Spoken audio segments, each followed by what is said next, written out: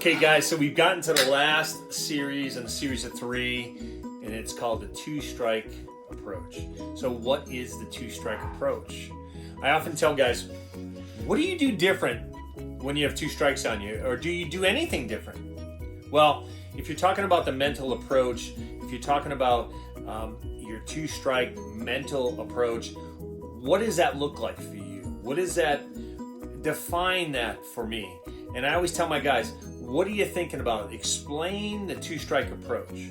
Now, it varies when you're talking about the youth level as compared to maybe even high school, college, and pro level. But I know at the youth level to maybe even the high school levels, when you have 2 strikes on you, what's the first thing your head coach or your coach says to you? He'll tell you, choke up, put in play. I've heard this from all my guys throughout the ranks, and I've even experienced it when I was growing up myself, was choke up, put it in play. Choke up, put it in play. What does that mean? How to shorten your swing? Shorten your swing, put it in play. I think when you're talking about this, and I've learned this later on, was when you go into this defensive mindset with 2 strikes, then that's exactly what you're going to do. What does shorten your swing mean? If you ask 10 youth players what shortening your swing means, you might get 10 different answers. I'm not even sure anybody understands what that means. A choke up, that's part of shortening your swing, right? If you choke up, you have more back control. Shortening your swing could mean not taking huge swings you would at a 0-0 count. Maybe that's what it means. I'm not sure a lot of people mean, and I don't really understand what's the difference when you have 2 strikes as compared to 0-0. Again, when you're talking about mentality, having a 2-strike mentality, right?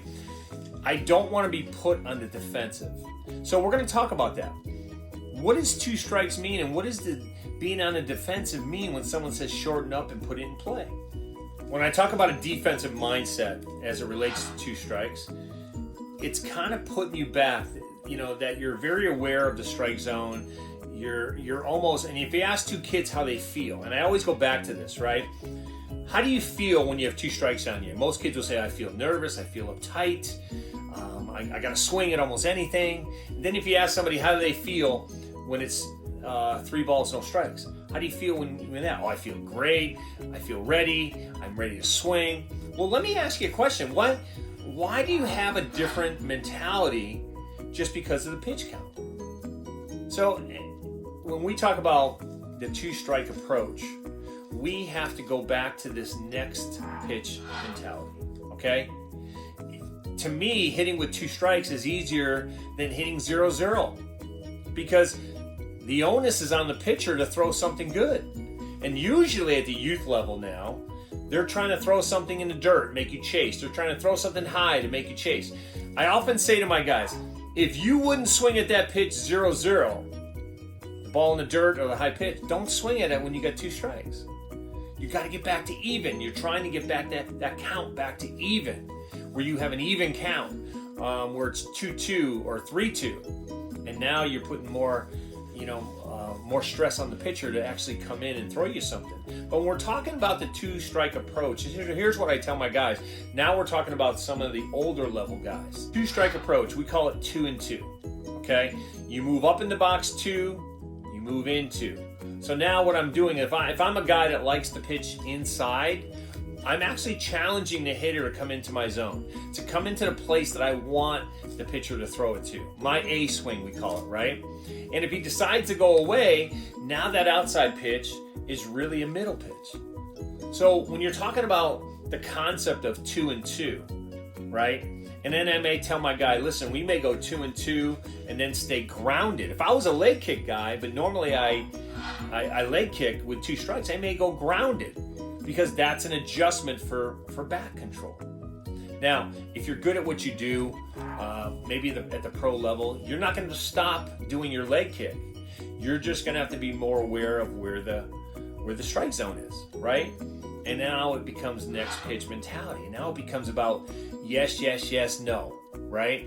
I'm going to swing until I say no. I think it's a lot easier to hit with 2 strikes because you're in this what we call swing mode, but you're not about swinging at bad pitches. You're expanding your zone, and you're well alert of where you want to go, and you're always about yes until you say no. Okay? So to wrap it up, when we talk about two-strike approach, and we don't have to get, talk an hour about this. I would tell my guys from the youth level all the way up to high school pro, when you have a two-strike approach, it's still, you have an offensive mindset. You do not have a defensive mindset. You're not trying to just put in play. You're still trying to select pitches you can drive, but the great thing is you get to expand your zone. Okay, when you go up and you use the concept 2 and 2, you can still leg kick with 2 and 2. Now you're challenging the pitcher in certain areas that he may throw it in where you're looking. Okay, and then it becomes the next pitch mentality all over again, where everything is a yes until you say no. Okay, so stay with your two-strike approach. It's no different than having just a good mental approach in the box. And obviously, when you have 2 strikes on you, you just have to be more about expanding your zone. But do not put yourself on the defensive. It's not a defensive mindset, guys. It's still an offensive mindset. It just means you have 2 strikes. You just got to be aware of your strike zone, and you'll be okay. Okay, guys, if you like what we talked about in this series, voice your comments down. I'll try to answer your questions. Like and subscribe. Tell your friends, and there'll be more videos to come. Okay, guys, thanks.